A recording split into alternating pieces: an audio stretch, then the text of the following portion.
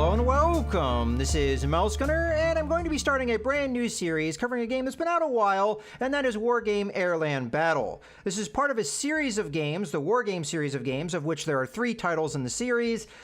And I initially had interest in this series because I heard some really good things about the 3rd title in the series, Wargame Red Dragon. But because these games are RTSs, I had a little bit of trouble talking myself into it because I'm not that big of a fan of RTS games. I have a number of games that are RTSs that I really enjoy and consider all-time great games, but usually speaking, it requires something unique or a really strong theme to draw my interest. And this game has a theme that I really like, but I just wasn't sure if I would enjoy it or not. There was a sale on Steam recently, though, where a bundle of all 3 games were available on pretty decent discount, so I decided to just go ahead and give it a try. It was on sale, so might as well. I like the theme so much, let's give it a try.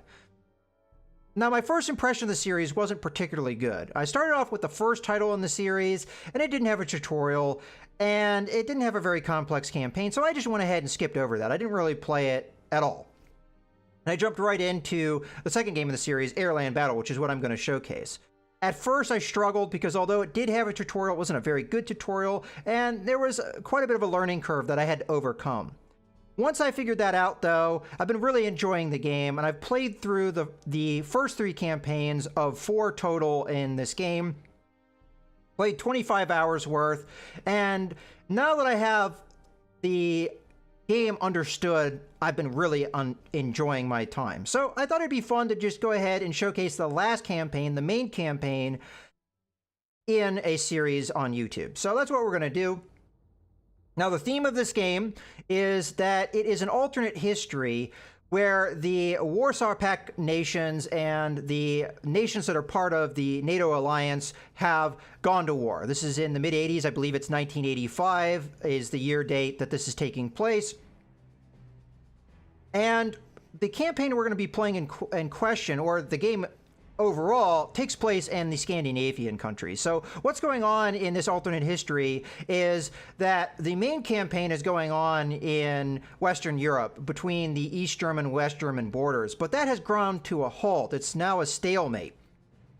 So as a result, the Warsaw Pact nations have started an offensive in the Scandinavian countries trying to get a offensive going. So that is what we're going to have in the campaign we'll start here. So the other 3 campaigns are ramping up of complexity. So the first campaign is meant to be kind of the tutorial campaign where you understand or at least try and learn how the campaign works. Again, maybe the game doesn't do the best job of teaching you all of the mechanics of the game, but eventually you kind of figure it out just by playing it.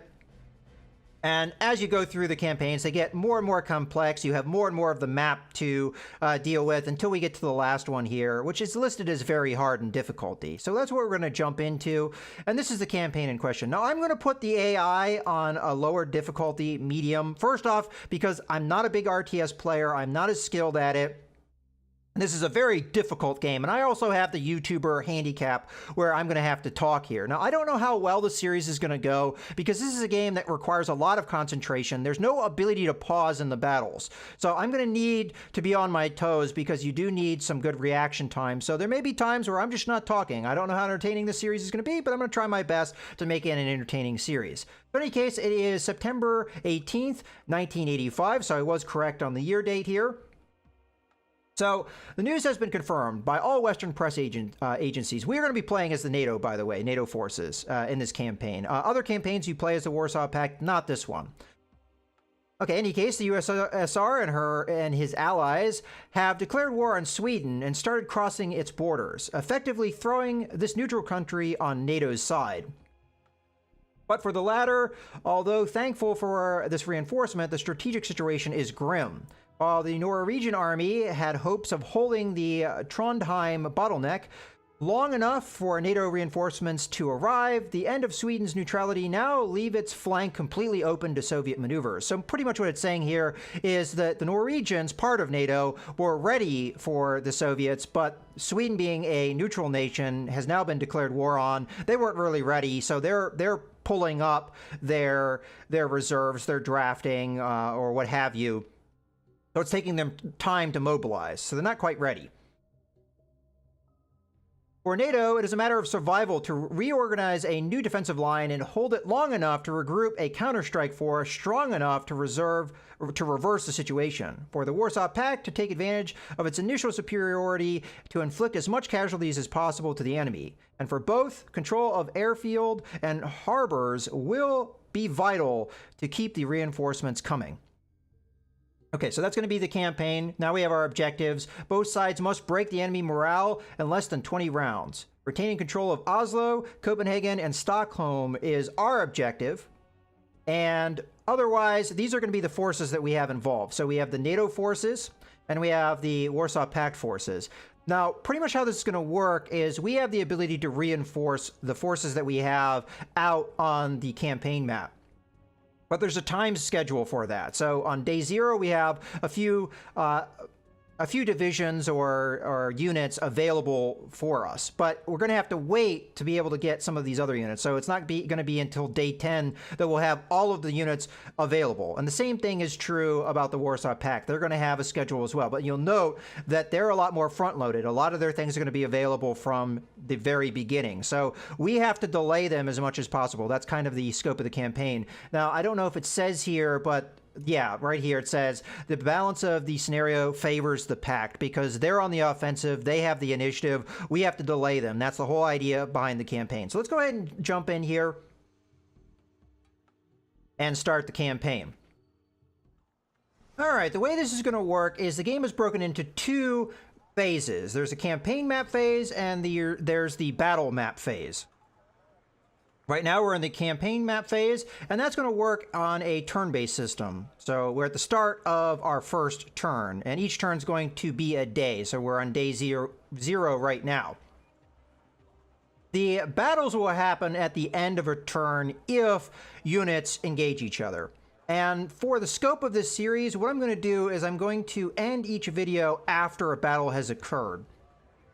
Each battle will last at most 20 minutes. There's a time limit of 20 minutes for every battle, so it will end at that point. It could end quicker than that. We'll see exactly how that works as we get into the campaign here. But at least that's my idea for the series, as it gives me a really good point to break each video, as the game does autosave in between battles, so you can always stop at any point and come back. As a matter of fact, you can have many battles in one turn, so it can be daunting to do every single battle in a turn, as it can get quite high. And as each battle may last 20 minutes, you may be talking, a couple hours for just one turn, depending on how many battles there are. So that's how I'm going to play the campaign. I also hard save at the beginning of each turn just to give us a save point in case something goes wrong with the game, it glitches out, or we lose, the autosave function doesn't work properly, or whatever. We'll at least have something to go back on. With that being said, we have the beginning of the turn, and from time to time you will have events that happen. Some of these are scripted, as is the case with the Swedish Mobilization event that we have right now. Some of them are randomized. You can't really expect when those are going to happen and what exactly they'll be. They'll change. If I were to do this campaign all over again, the randomized events would be very different. Some of them are going to be good for me. Some of them are going to be bad for me. We'll just have to see what we get, really. With that being said, let's go ahead and take a look at this particular event, which is going to happen every time we do this campaign, the Swedish Mobilization, because it's a scripted event. The Swedish government has decided to mobilize its entire forces. Should it concentrate on its naval or ground force capacities? And that's the thing about some of these events. You have a choice. Some of them, it just tells you what condition that's going on. But in this case, we have a choice. So I can do naval reinforcements. An air and naval raid will prevent enemy deployments from Leningrad for 3 days. Deployments from Europe are still possible, though. I don't know exactly what this means because you can't play this from the Warsaw Pact side of things. So I don't know how their deployments work exactly. So mostly this is a guess. This is just going to delay how the enemy can deploy. The other choice is ground reinforcement. So we get a reservist unit from 401, and this is going to regroup in Sundsvall. And I apologize if I mispronounce the names of some of the locations here.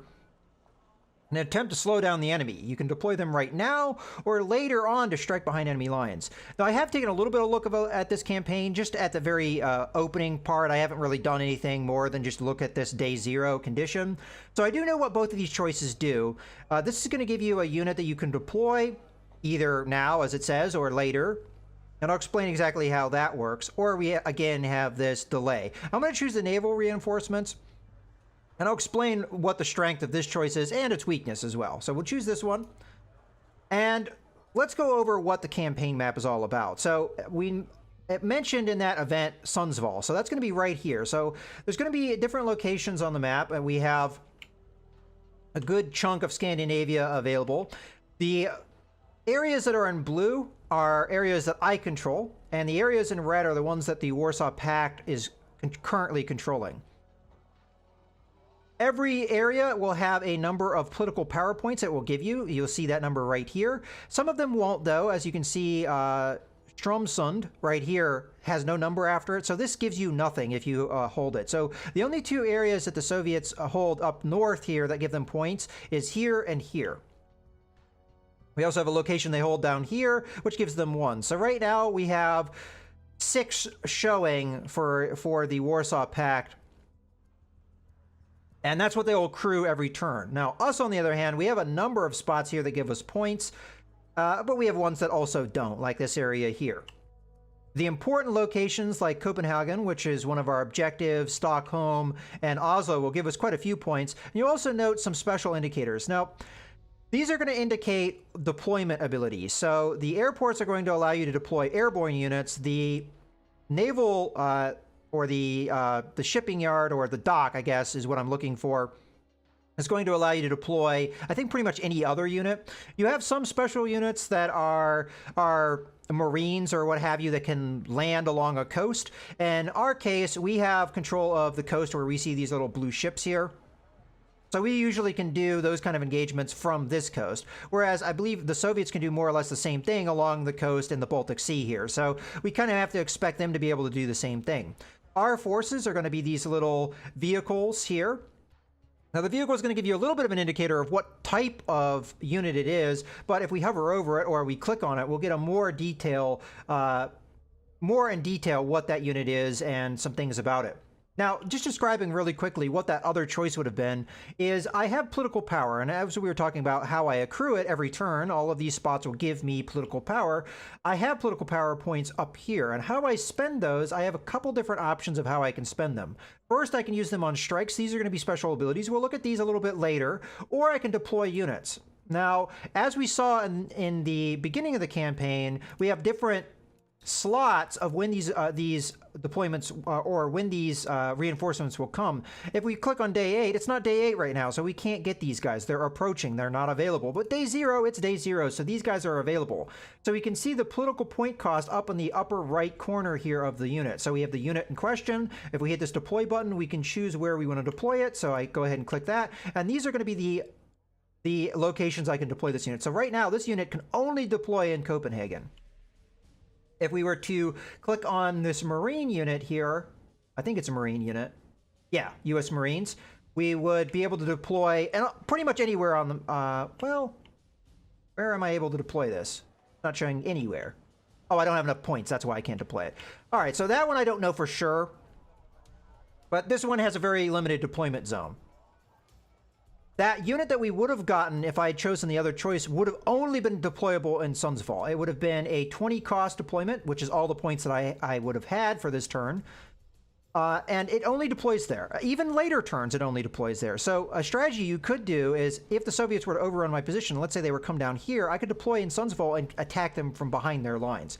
I will point out, though, it's a unit, because it's reservist, it's a unit that doesn't start with a lot of morale. And I'll discuss exactly how morale works in a second here.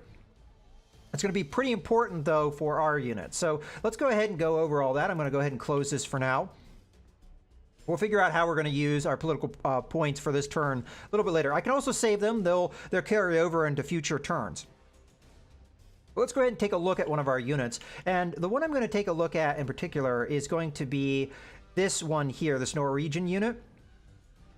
And we'll see that it has a little icon here with a battery that looks like it's empty. Well, the reason why that's the case is this unit has no initiative. So if I click on this unit, I can see where they can move, but I also can see them in more detail. So let's go over all the things that we have with this unit. So this one here is the morale. Morale is going to determine how easy a unit is to beat in a battle. The lower its morale, the less your opponent has to achieve to get a victory.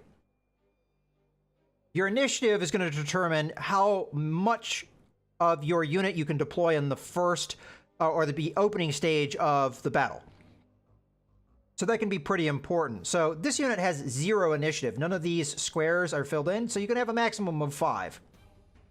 So this is bad. We want to definitely do something about that. Now, the next thing we have here is a number that's going to tell us how many troop units are in this group. So this is a Norwegian brigade. There's going to be 243 units in this brigade. If we click on a different unit, let's go ahead and deselect that guy.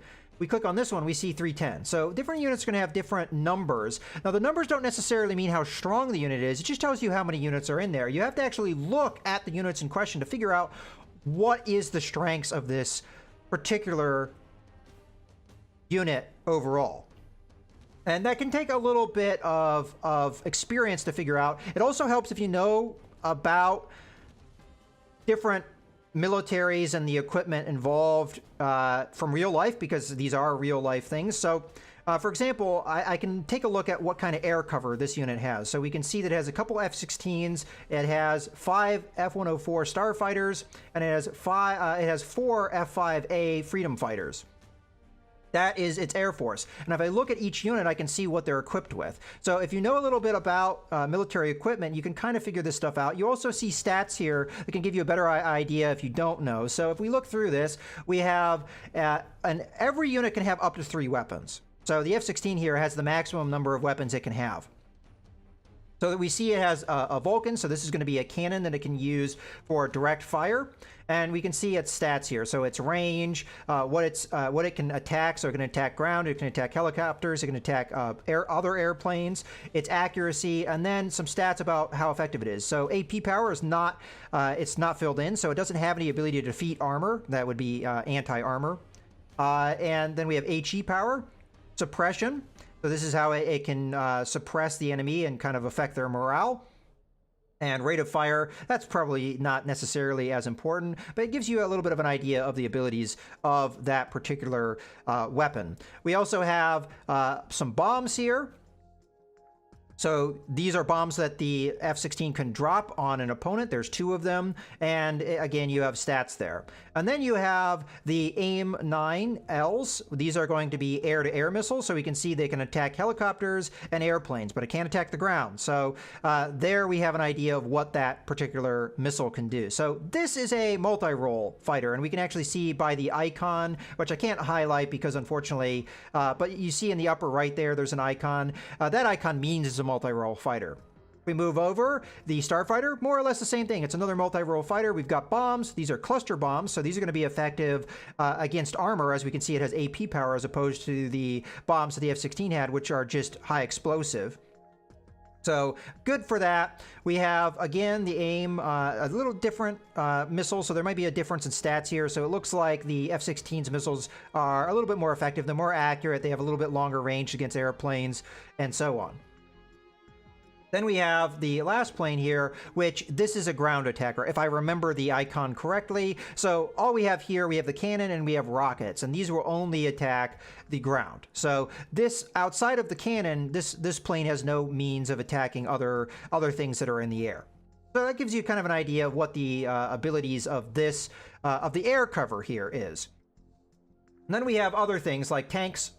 We have vehicles, and this can give you a little bit of an understanding of what type of unit this is. We have infantry. Infantry is always going to have a vehicle, so this is kind of a mechanized unit. Has APC carriers here. So we have the infantry itself, and then we have the APC, and this is kind of a package unit. You get both together, and that's how they'll be deployed in the battles as well. So we can see here they have 3 weapons. We have your main infantry weapon. You have a ability to attack armored vehicles, and then you have a machine gun for suppressive fire.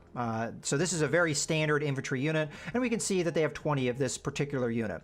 We also have this unit here. It looks like maybe not as effective. This has more anti-tank ability. The range isn't as that great, but a little bit more effective anti-tank weapon for this unit. This is a more standard infantry, so we've got a rocket launcher, as our ability, but we still see the same three items here. We have the infantry weapon, we have the anti-tank weapon, and we have the machine gun.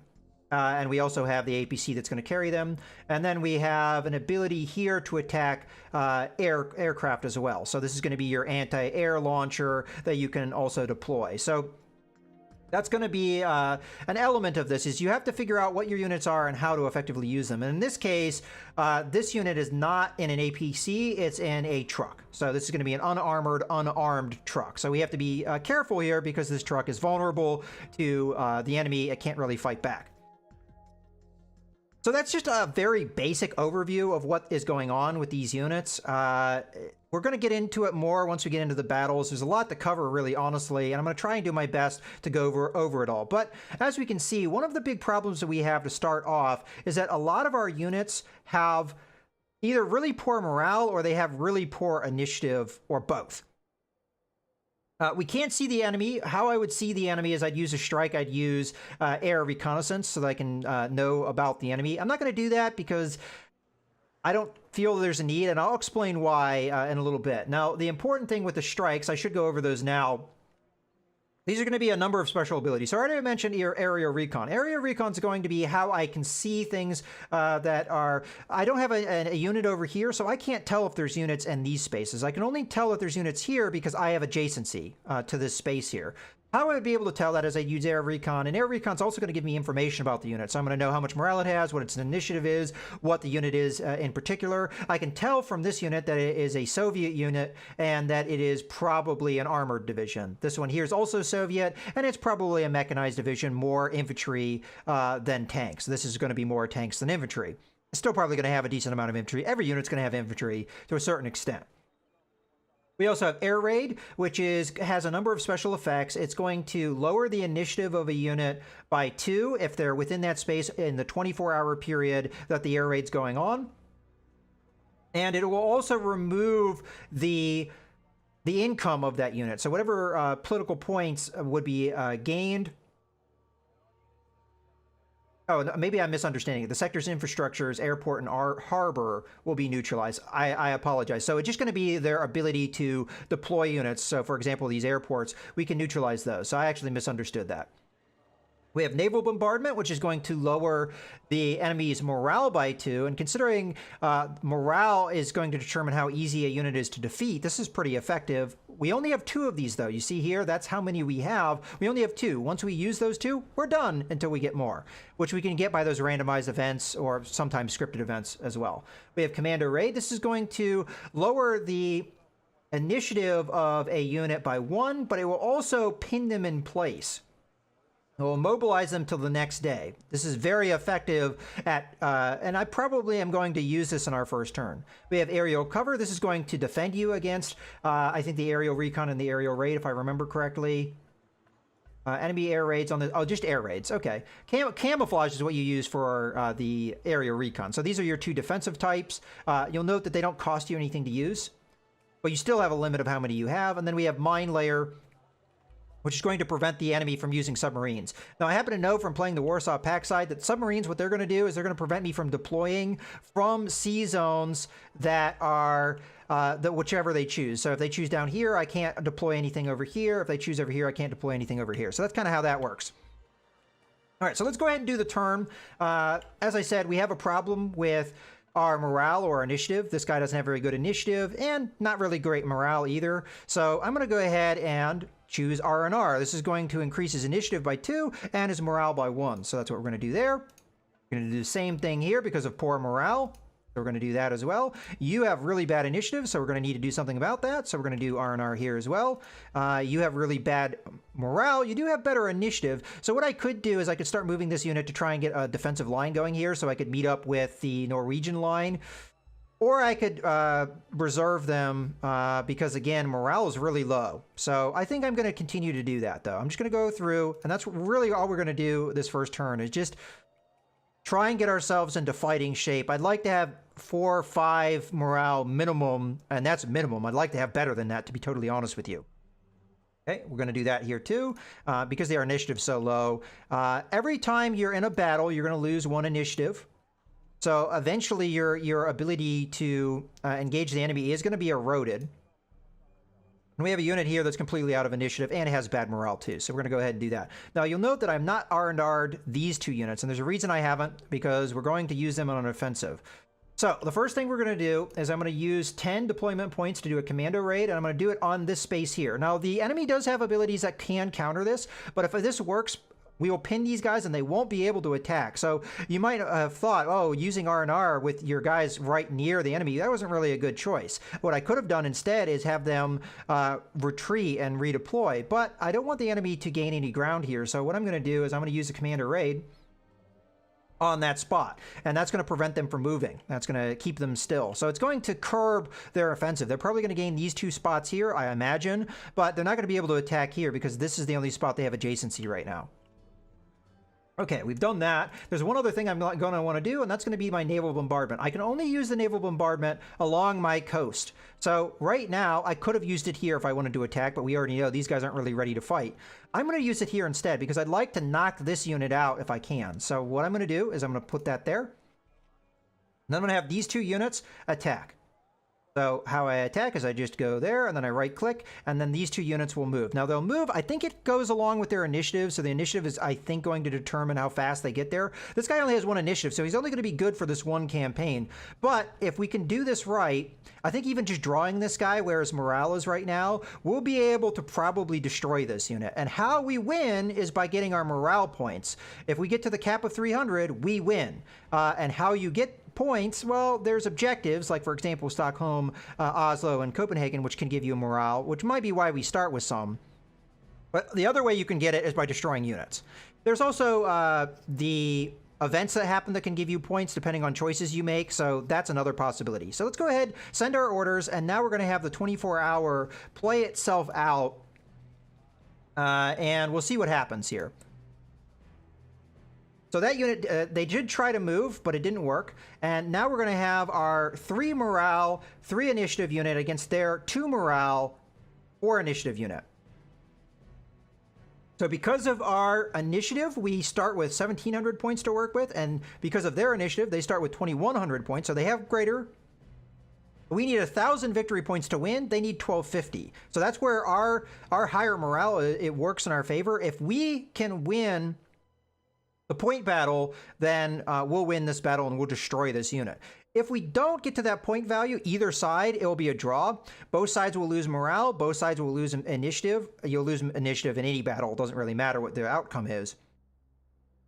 But I may be able to, just by drawing this opponent with both of my units, destroy them because they'll have no morale. If I draw twice, they'll have no morale. So by using that naval bombardment, I'm pretty much guaranteed destroying this unit. So let's go ahead and launch the battle.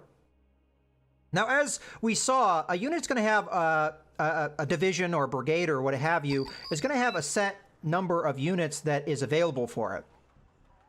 Those units are set for the entire campaign. There's no way to get them back. So if I lose units, that's permanent loss. So I have to be very careful here. And because I don't need to win, all I have to do is draw here.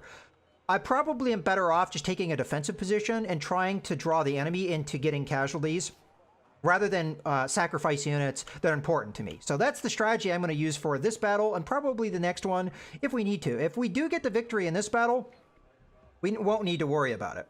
So I'm going to need to deploy my units. Right now, we're not in the RTS phase. We're just in the deployment phase. We haven't started. Once I start, I will not be able to pause, so it will be harder for me to explain things, and I'm going to have to react very quickly to things. So I'm going to try my best to explain what's going on the map. So right now, I'm just setting the 2 units that they always will give you. They'll always give you a forward operating base, the FOB, and they'll always give you a command vehicle. Now, you know this is a command vehicle because of this little star here. Now, what the command vehicles do is they allow you to capture these zones. These zones are very important to the battle because it's what's going to give you deployment points. How you deploy units is you draw up your deployment menu, and every unit is going to have a deployment cost, and you have this many points to use. Now, if you don't use all of your deployment points to start, you'll keep them, and then you'll accrue them depending on how many of these zones you hold. So the more zones you hold, the faster you rack up the deployment points, which is very good. And how you do that is you take a command vehicle and you stop within one of these zones. It has to be stopped. And if the enemy is able to find your command vehicle and kill it, you will lose control of the zone.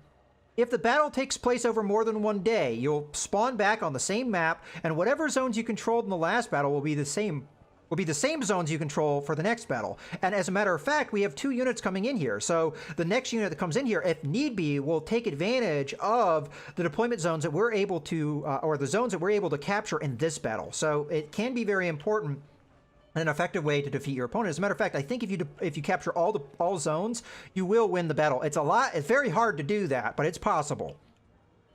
The main way you're looking to win is by getting these victory points. But again, if you don't manage to do that, it will be a draw at the end of this 20-minute time limit. Okay, so let's go through. So we have the forward operating base. What does that do? Well, it's a logistics unit. We'll see that the units are grouped into categories. So we have logistics, we have recon, tank, infantry, support, vehicle, helicopter, and air. Now, some of these might be self-explanatory, but I'm just going to go over each one and exactly what they mean.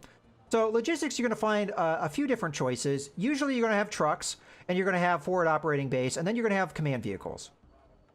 Now, we already discussed what command vehicles do, and just like with our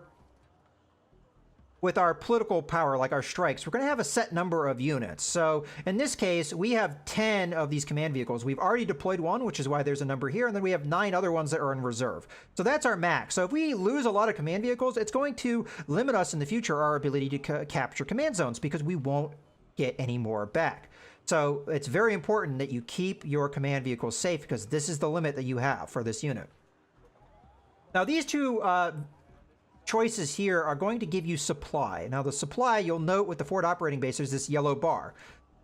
All of your units will have ammunition, fuel, and what have you, and how they will replenish that throughout the battle is by being within the radius of one of these logistics vehicles. So either the truck or the forward operating base. Now, the forward operating base is going to have a lot of supply, whereas the trucks usually don't have that much. So let's say you have a unit over in this forest, and they've been fighting for a while. They're running out of ammo. They're too far away from the forward operating base to get supplies. So what you'd want to do is you'd either send them back to the forward operating base to rearm, which is one option. The other option is to send a truck to them, rearm them, and then once the truck is empty, you can take the truck back to the forward operating base, get it resupplied, and then take it back to the front line and back and forth if you want. That's one option. Now, you'd have to micromanage all that, but you know, it is something you can do. And this game is a lot about micromanagement, for sure. Okay, moving on, we have Recon Units. This is pretty self-explanatory. This is what's going to give you vision. So if you look down at the lower end, there's something called optics. This is a good indicator of how good the vision of a unit is. And you'll note that Recon Units tend to have really good optics. So that's going to give you better vision. And vision's very important, because as much as I can see the whole map, I can't see enemy units on the map until I have vision of them. And things like forests and other things will block my line of sight. So these guys are important to establish that. And it's going to be really needed to effectively use some of your other units.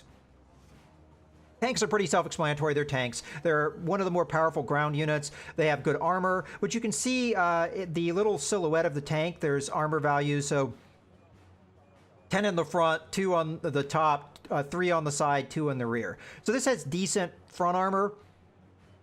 You have colored codings to tell you how good something is. So blue is going to be the best, green's the next level, yellow's below that, and then red's going to be a value that's not that great. So we can see with this Leopard tank here that it's not got very good armor anywhere except its front.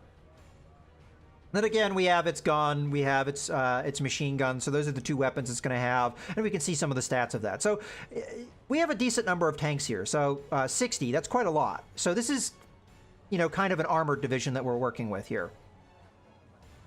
Moving on, because I didn't scout my enemy, I have no idea what they have, so I don't know what type of units I'm going to expect here. We have our infantry, so we have infantry with some Stinger missile launchers, so this is going to be our anti-air infantry. We have our, it looks like standard infantry, and we can see the costs here, so 15 deployment points for these guys. It looks like they come in APCs. This guy comes in a truck. And this guy also comes in an APC. A little bit different APC here, so we can see different gun, different armor values. And this is going to be our more anti-tank unit. So more effective anti-tank weapons, although the range is kind of bad with these guys. Usually speaking, anti-tank missiles can be very long range. This is just more a shoulder-fired weapon that doesn't really have a lot of range. So not the most effective anti-tank units, unless the range is, of course, short. Moving on, we have our support. This is where you're going to find artillery as well as anti-tank. So in this case, we have 2 artillery units. We have a mortar and we have a actual artillery piece and probably a howitzer. Then we have our anti-air, which is going to be a surface-to-air missile that we can fire off, and we can see some of the stats there for that.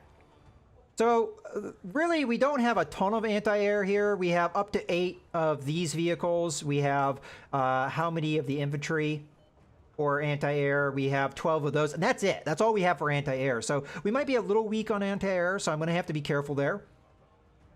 Moving on, we have vehicles. These are going to be things that don't really classify as tanks, but they're still going to be combat oriented. Usually speaking, you're going to see a lot of tank destroyers. So in this case, we have a Jeep or Land Rover with a recoilless rifle, so that's going to be used against tanks. We have a Jeep with a tow anti-missile system, so this is going to have pretty good range, as we can see there, and it's going to be very effective against tanks. The one problem with the tow launchers is they're not going to have a lot of ammo, so you're going to need to keep them supplied. And then we have another vehicle here, which looks like an APC that is armed with a tow missile system. So we've got some anti-tank units, not a lot, so it looks like we're more emphasis on tanks rather than anti-tank vehicles. We have some helicopters, and they're just armed with tow anti-tank missiles. So really, that's all they're going to be used for. They don't have a lot in the way of defense, so I'm going to have to keep them, be careful with the use of them. Helicopters tend to be fairly difficult to use, as it does. You do have to be mindful of anti-air defenses and things like that. A lot of things in the game can be tricky to use if you don't really know the best way to use them. Now, air power. We have some Draken jets, which are multi-role. So it looks like we have some anti-ground missiles. The bullpup missile looks like it's against ground, and that's going to be effective against tanks. We have anti-air missiles, which is going to be the AIM-9. And then we have our cannons, which can be used for a number of things. We have the Starfighter, which is going to have 4 cluster bombs, which we know we can use against armored vehicles, although it doesn't have the same armor effectiveness, anti-armor effectiveness as this missile does. It's going to be attacking top armor, and we've seen from our tanks, they only have top armor of 2, so this bomb would kill our own tanks. Now, we don't know how effective their tanks are, but if their tanks are close to the same effectiveness as ours, we'll be able to knock them out with these bombs pretty effectively. Cluster bombs also cover a pretty large area, so they can be pretty effective. And then we also have the Vulcan cannon. And then here we have the F-16, which has normal bombs, AIM missiles, and the Vulcan cannon as well. So this is going to be our ground attacker. These 2 are multi-role fighters. So it's up to us. I would say the Draken's going to be a little bit more effective in the anti-air role because it has 4 anti-air missiles. Although the F-16's missiles are a little bit more effective because it has better range and accuracy. So these 2 can be used in that role. We have 2 of these guys and we have 6 of these guys. You'll note that there's different experience levels. Units will gain experience as you use them, and that will increase their effectiveness more or less. And it's up to you which level you want to use. There's no difference in cost, so there's no real reason to use one over the other. I mean, there's no disadvantage or advantage of using a more experienced. Well, there's definitely an advantage, but the downside is if you lose a veteran unit, then you've lost them. So, you know, there is a cost to a degree. So that's all of our units. So now it's up to us to decide how we want to address this. So how much infantry do we have? We have 200. So we have a very large force of infantry. So I'm probably going to want to focus on my infantry as the means to engage here. And I'm probably going to take a defensive posture because I've already discussed, I'm just looking for a draw. So what we need to do, did we have pretty good artillery? Wow, we have really fantastic artillery support. So I'm probably going to use strong artillery support for this particular engagement. So we're going to establish infantry. Our infantry is pretty cheap, so we'll be able to put that out on the field pretty effectively. So I'm going to grab some anti-air. I'm going to put that in the buildings nearby our forward operating base because we're going to want to defend that. Then I'm going to grab just some normal infantry. I might want to do anti-tank infantry, but to be honest with you, the range of that, I don't know how effective that's going to be anyway. So we'll just use normal infantry to keep our costs low because this guy is fairly expensive, 45 apiece. That's fairly expensive. All right, so we have put out a little bit of a defense here to keep an eye on our forward operating base and try and defend our command vehicles so that doesn't get taken. I'm going to go ahead and spawn up some command vehicles so we can capture some of these deployment points as well. So we're going to go ahead and put out 2 of these. Now, traveling around along roads is going to be a little bit faster than traveling over the ground, but All we have to do is get this guy somewhere and deploy him. I'm not sure if I'm going to put him in the woods or not. Might be a good call, although the woods might be vulnerable to an attack from this direction. So in this case, I'm probably just going to put this guy over in the corner here, and we'll try and put some defenses in this forest to try and stop enemy from coming through this way at us. We've got a couple buildings here. Now, infantry is very good if you have them in buildings. They have very good defensive capabilities, so they can be very powerful. I think I'm going to put our anti-tank. I'm only going to deploy one unit here. As a matter of fact, I believe if I control-click, we get a full platoon, which is going to consist of 4 units. So I'm going to deploy them in this building here. That's my strategy. Now, we have 2 enemy deployment zones. Now, one thing I didn't mention is these arrows are going to show you where your reinforcements are going to come from. If you do not have one of these zone with one of these arrows, you cannot deploy reinforcements. You can't even deploy air even if you paid for it. So you do have to be mindful of that. Okay, so I have 1 anti-tank unit there. I'm going to, I think, put in infantry in here and here. I would like anti-air defenses. I think I'm going to put in the forest as well. So that's what I'm going to do. Again, I should have just hit control-click there. That would be a little bit faster. So I want at least 2 platoons of men there. We want another anti-tank. I don't know if I can necessarily afford that. I might just put actual tanks in here as a little bit of defense as well. And over here, I'm going to want to take the city. So I'm going to want to put a lot of infantry into that because infantry is very powerful in the city. So I'm going to focus on a number of platoons here in this area. I'm going to get 1 anti-air platoon, put them in back. We'll deploy them somewhere in the city so that we can defend. As I said, we have a lot of infantry, so it's okay to use them here because the casualties to them won't cost us too much. Okay, so how many do we have there? 1, 2, 3, 4, 5. That might be a good start. Let's go ahead and get some tanks here. So how much do these tanks cost? They cost 50. That's not that expensive. There are tanks that cost over 100, so it kind of gives you an idea of how effective this tank is. Not very. This is kind of an older generation tank. But if it's against T-55s, it can be pretty effective, which that might be what the enemy has.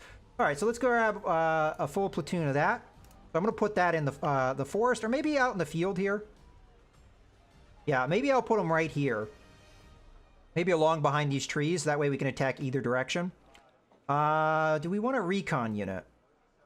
I might put a recon unit, and I think we had recon infantry here. Yeah, okay, so this is going to be pretty good. It's not that expensive. We've got 12 of them, so I'll grab one of these guys. We could use another recon vehicle, but I think the recon infantry are going to be what we use here. I'm going to have to be careful with them, though, just because I don't have a ton of them. I don't want to waste them. Okay, so we have set everything up. I'm going to keep some of these points in reserve. Although, should we grab artillery now? No, I think I'm going to go ahead and get some more infantry here. So I'm going to grab 1 more platoon there. I could put a platoon in here to try and stop an attack from this direction. Might get meat grinded up, but infantry in woods can be effective too. So let's put a platoon there. We'll put them in here, and we'll probably move their APCs somewhere. I could also grab vehicles here and get some anti-tank vehicles. So like right along in this woods here, I might want some anti-tank vehicles. How much do we have cost-wise? These guys are pretty cheap. So I'm going to go ahead and grab a group of them. And the idea is we're going to put them in this wooded terrain here. So we'll put them right there. And a last one I'm going to do, I think I might grab 1 more anti-tank unit, and I'll put it over in the woods over here. That should be fairly well defended. That's going to be the last of those guys. We probably need some anti-air defenses here. I haven't done too much with that.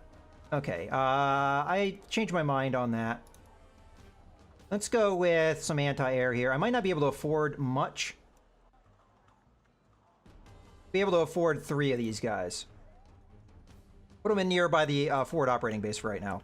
Okay, so let's go ahead and start here. Launch the battle. I'm going to have to react real quick here, so you might hear me be quiet for a little while. Okay, so what I'm going to try and do... Let's get our vehicles where they need to be, and let's start getting our infantry where they need to be. So, you guys are coming over here. Yeah, that's where I want you. I do want the one guy over a different spot. You're going to come over here. You're going to go in here. You're going to go... one thing I haven't tried is if I shift click, I want to see if this works. So shift and then unload. Let's see if that works. That's one thing that I don't know if I do necessarily right. Okay, let's get our other infantry moving here. We're going to try and put them in the buildings. I'm going to need to be quick here. Get them going. And you can see like a highlighted area when you get them into the buildings. That shows you that they're going to be in it. Now, vehicles can't be in buildings, but the infantry sure as hell can. Let's put you over here just to defend that area.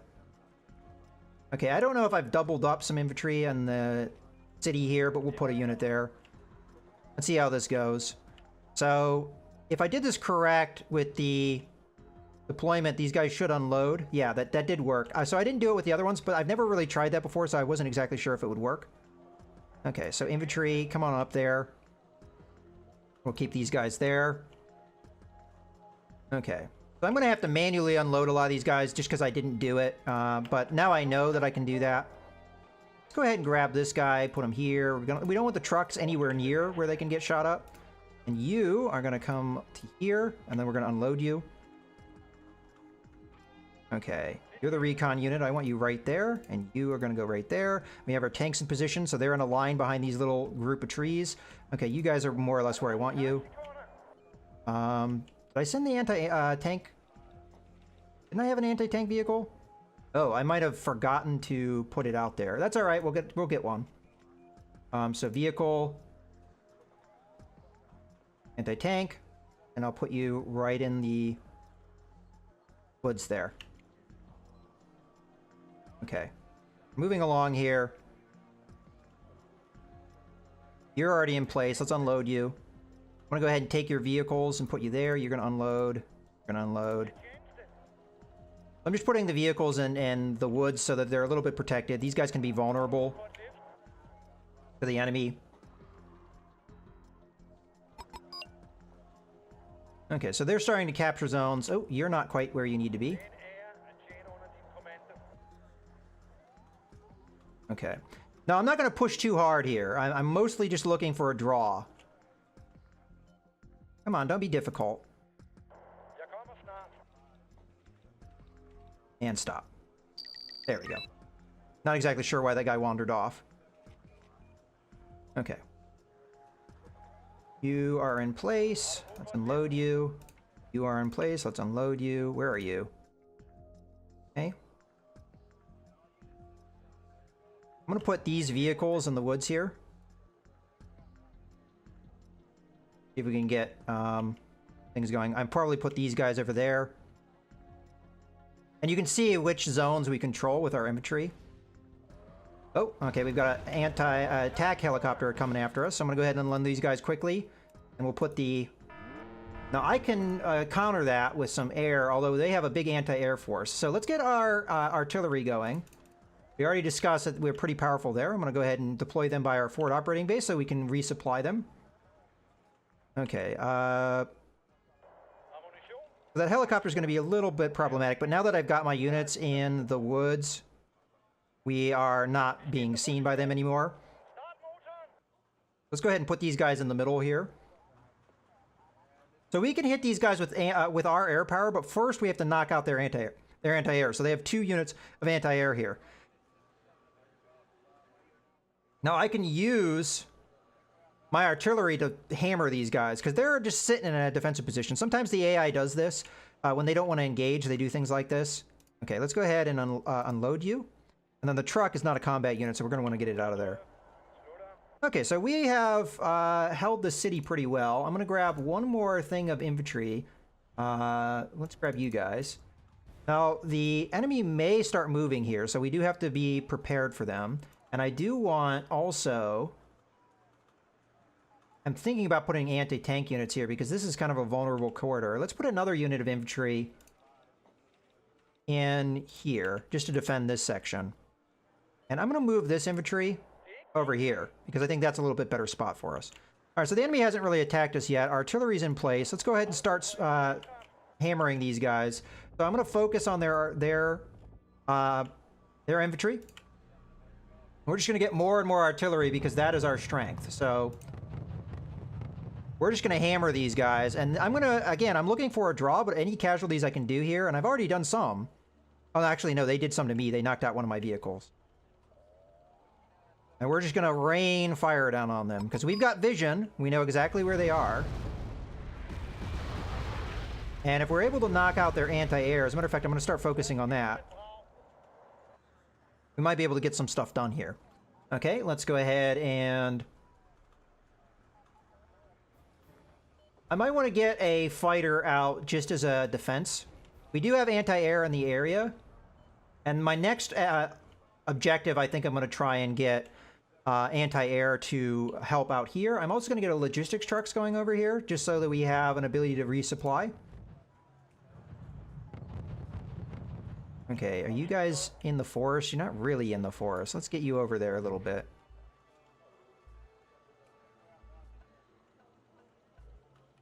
Okay, let's keep an eye on the artillery. You kind of have to micromanage them if you want. There we go. We knocked out one anti-air. If we can knock the other one out, we can start hitting them with airstrikes. Now, we have to worry about their defensive air that might come after us. But because these guys are closer to our deployment, well, their deployment zone's right there. So they would have a pretty quick response time. Okay, so let's just keep hammering these guys. I mean, we'll do casualties. And again, I only care about a draw here. So this is going to be a little bit of a boring first match, but an important one nonetheless, because we can grind down their morale and make our next battle much more likely. Okay, let's go ahead and see... I'm going to need to wait for more artillery, but... And you can see this little yellow icon. That means that they're rearming. Okay, we managed to rout these guys, which means they can't take orders. Okay, they're on the move, so I'm going to go ahead and have my airplane here try and take out their helicopter. So he's out. Oh, I lied. We're going to redirect after their MiG. Let's see if we can get more air power going here. Go after this guy. We've just taken out that guy. Let's get our Draken out of there. Okay. Let's see if we can attack some of their ground units. So we're going to go after their anti-air. See if we can hit that. We're going to get our ground attackers going. And we're going to go after their... oh, let's get you out of there. Might be a little late. Okay, let's get you out as well. I think we got... No, we got that that particular unit killed. So we're going to get our starfighter out, hopefully. No, we lost them too. So that's why you have to be careful with your air units, because that kind of stuff can happen. We didn't really want that to happen, so that was bad.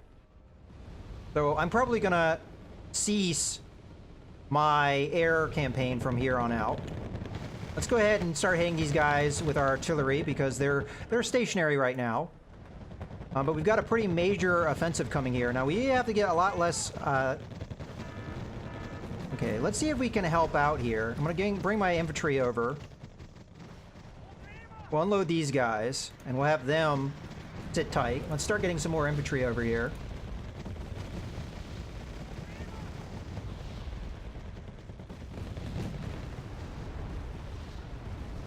Okay, so far so good. Our artillery is able to hit them pretty hard. Let's start hitting the back line here with our artillery.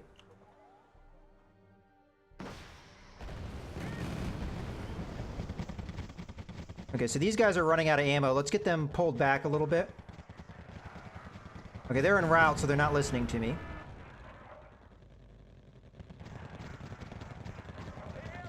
All right, let's get one of our infantry units. You are here.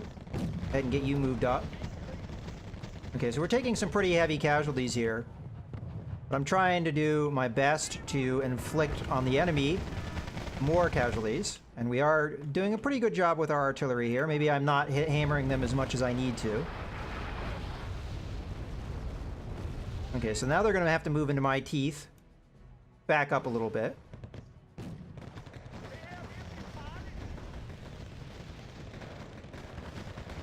Move these guys as well. All right, we've got another engagement going on over here. Grab our tanks and see if we can do something about that.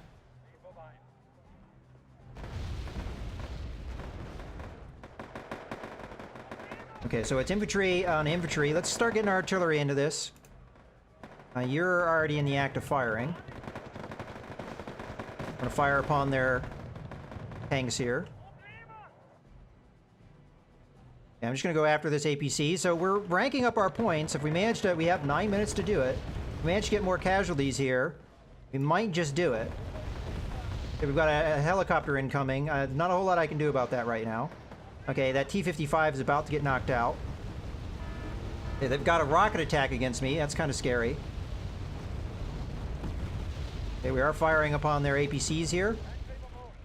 Oh, we're getting some anti-tank missiles, which we don't really want to eat, so we're going to back off here. Okay, now we've got an attack incoming. Okay, we managed to knock them out.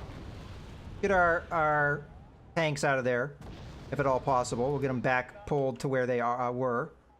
We don't want to hit these, get hit too much. Let's see, where are the enemy coming from? So this is mostly... I really don't want to use my air power here, but we might be able to knock out their anti-air here.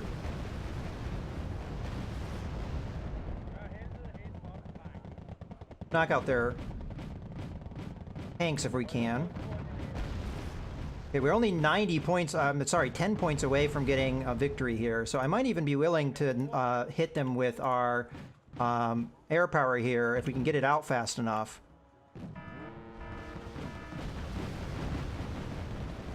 Come on.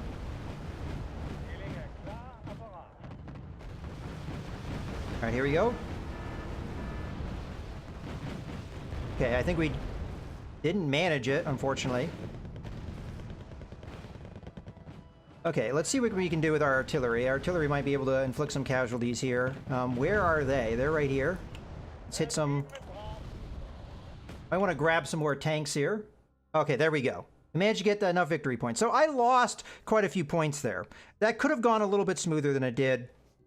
But I think you kind of get an idea of how that goes, and hopefully we can get a little bit better. Now, because I won, we're going to have a number of good benefits to us that we'll see here in a second. So as I exit, we'll get a summary of what happened in that battle. So we won. We got enough victory points. We get 2 morale points, which is really good. It's able to get me going with my morale. And we were able to cost them 2 morale. I'm actually surprised that their battle is still going to carry on. But the important thing here is that we are going to then attack them with our next unit. And that unit will have a really good chance of knocking them out because they only have 1 morale at this point. So in any case, I hope you have enjoyed this first video. This is Melzgunner, signing out.